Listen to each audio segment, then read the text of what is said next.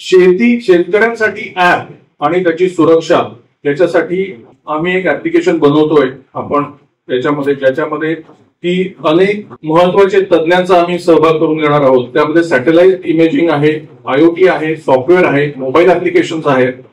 IoT हे त्यामध्ये प्रमुख असतं आणि यासाठी यामध्ये काय काय टाकायचं ऍप्लिकेशन मध्ये, शेतकऱ्यांना मदत कशी होईल, तर जमिनीचा पोत, जमिनीचा कस आता कुठल्या लेवलला आहे, त्यामध्ये कुठलं खत देण्याची गरज आहे, नैसर्गिक खतांचा वापर कसा करावा, कुठल्या संस्था किंवा कंपन्या यामध्ये काम करतात त्यांची सुद्धा माहिती या ऍप्लिकेशन मध्ये देण्याचा आम्ही प्रयत्न करणार आहोत. यासाठी लागणार आहेत की खूप तज्ञ सॉफ्टवेअर मधले लोक. तर हे सॉफ्टवेअर मधले लोक आमच्या महासंघाबरोबर भातृमंडळ पिंपळे सौदागरच्या वतीने सगळे असोसिएट आहेत. आत्ताच आपले आदरणीय श्री डॉक्टर सुनील गुरु सर हे सीओईपी युनिव्हर्सिटीचे पहिले कुलगुरू झाले. त्या कॉलेजची मदत घेण्याचा आमचा प्रयत्न आहे. त्यानंतर पीसीसीओई कॉलेज आहे, त्यांची मदत घेण्याची गरज आहे, जिथे आपले डॉक्टर एन चोपडे सर काम करतात. तसेच पीआयसीटी मध्ये आपले डॉक्टर संदीप वराडे म्हणून आहेत, ते काम करतात.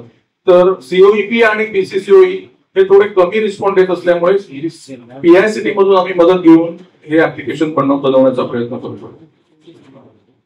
यामध्ये या ऍप्लिकेशन डेव्हलपमेंट करण्यासाठी त्यासाठी तज्ञ मंडळी लागतील. सॅटेलाइट इमेज साठी आपल्याला सॅटेलाइटची मदत घ्यावी लागेल, त्यामध्ये डिझाईन करावं लागेल, त्यासाठी तज्ञ डिझायनर्स लागतील. हे सगळं काम बघण्यासाठी खालची एक्झिक्युशन टीम लागेल. यासाठी ह्या ऍप्लिकेशन शेतकऱ्यांची मदत लागेल. शेतकऱ्यांना काय हवं एक्झॅक्टली त्या ऍप्लिकेशन मध्ये, एखाद्याची डीपी जळते, चोरी होते, पीक कापून टाकलं जातं, अशा प्रकारच्या घटना होऊ नये म्हणून त्यासाठी प्रिव्हेन्शन कसं असेल आणि झाल्यानंतर क्युअर कशी असेल, यासाठी या ऍप्लिकेशन मध्ये आम्ही खूप काही फीचर्स इन्क्लूड करणार आहोत.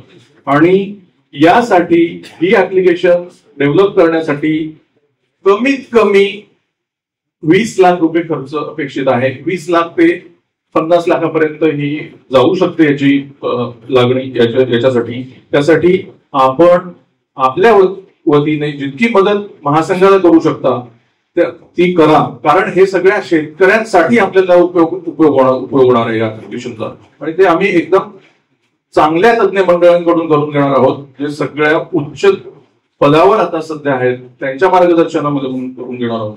आज याचं कारण काय आहे की ही शेत सुरक्षा ऍप्लिकेशन बनवण्यासाठी की आज ग्रामीण अर्थव्यवस्थेचा आपल्या भारताच्या अर्थव्यवस्थेमध्ये किती भाग असेल तर 12%, आणि लोक यावर अवलंबून किती आहेत तर 65%. म्हणजे अवलंबून असणारे लोक 65% आणि ते देत आहेत किती 12%. मग यांची एफिशियन्सी जर वाढवायची असेल तर नवीन काळातील तंत्रज्ञान त्यांना उपयोग करून देणं गरजेचं आहे, बरोबर की नाही. तर ते कसं देणार, तर सर्वांच्या हातात मोबाईल आहे, मोबाईल बघतो. आजचा शेतकरी सुद्धा सुज्ञ आहे, तो मोबाईल वापरू शकतो.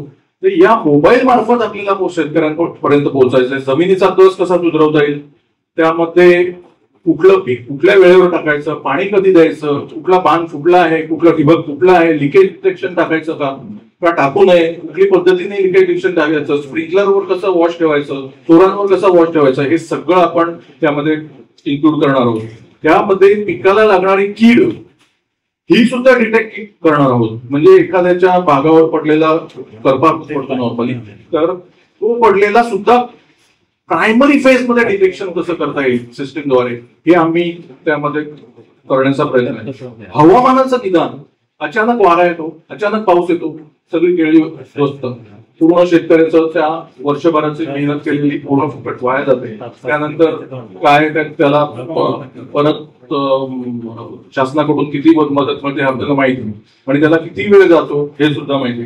तर हे होऊ नये याची पूर्व कल्पना शेतकऱ्याला मिळावी म्हणून ह्या ऍप्लिकेशन मध्ये आपण सर्व इन्क्लूड करणार आहोत. आणि हे होणार आहे बरं का, तुम्ही फक्त ऐकून आज म्हणाल की कधी होतं हे आम्ही तडीच नेणार 100%. कारण आम्हाला मनापासून काम करायचंय, कारण आमचा इस्टिजी क्लिअर आहे समाजासाठी काम करण्यासाठी. त्यासाठी तुम्हाला पुढे येणं गरजेचं आहे, तुम्हाला आम्हाला मदत करण्याची गरज आहे. आम्ही 10 लोक आहोत, 50 लोक आहोत, पण तुम्ही हजारो आहात. शेतकऱ्यांसाठी आहे आणि शेतकऱ्यांसाठीच हे विकसित करणार आहोत. महत्वाचं म्हणजे केळी दार्जिलिंग प्रोडक्ट्स आणि मॅन्युफॅक्चरिंग कंपन्या इथे विकसित होण्यासाठी आम्ही चर्चासत्र करत असतो. आताच मागच्याच तुम्हाला माहिती म्हणून सांगतो की जळगाव जिल्ह्यातून निर्यात होणारी केळी ही सोलापूर जिल्ह्यातून निर्यात होणाऱ्या केळीपेक्षा निम्म्यापेक्षाही कमी आहे. आणि सोलापूर जिल्ह्यामध्ये उत्पादन होणारी केळी आणि जळगाव जिल्ह्यामध्ये उत्पादन होणारी केळी जळगाव मध्ये 3, 4, 5, 6 पटीने जळगाव जिल्ह्यामध्ये केळीचं उत्पादन होतं. म्हणजे तफावत बघत. तर या दृष्टीने सुद्धा आम्ही या ऍप्लिकेशन मध्ये काही विशिष्ट काम करण्याचा प्रयत्न करणार आहोत. यासाठी माझ्या संपर्कामध्ये असलेले काही गल्फ कंट्रीज आणि दुबई मधल्या कंट्रीज मध्ये आपली केळी आणि केळ्यांचा माल कसा निर्यात होईल यासाठी सुद्धा आम्ही काही प्रायमरी फेज मध्ये चर्चा केलेली आहे खडसे सरांनी आणि गोरोले सरांनी. तर निर्यातीला कसं उत्तेजन मिळेल आणि इथे त्या पद्धतीचं त्या क्वालिटीचं प्रोडक्ट कसं मिळेल याच्यासाठी आम्ही त्यामध्ये विचार करणार आहोत.